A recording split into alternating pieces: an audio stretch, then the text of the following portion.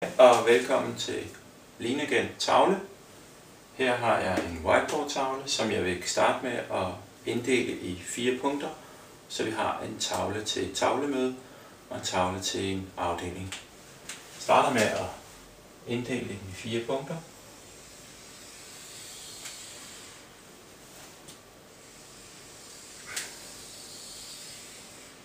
Når det er gjort, så har vi 4 felter nu. På de 4 felter vil jeg starte med mål.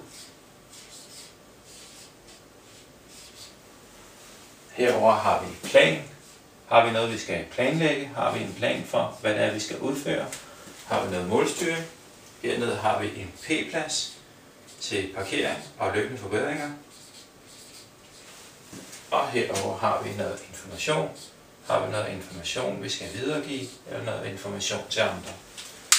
Vi kunne nede på, informationsfeltet, gøre plads til 1 og 3. Så jeg laver allerede min skabelon her nu, så vi har plads til vores A3. Så har vi en tavle, vi kan bruge til tavlemøde, og vi er i gang med Lean.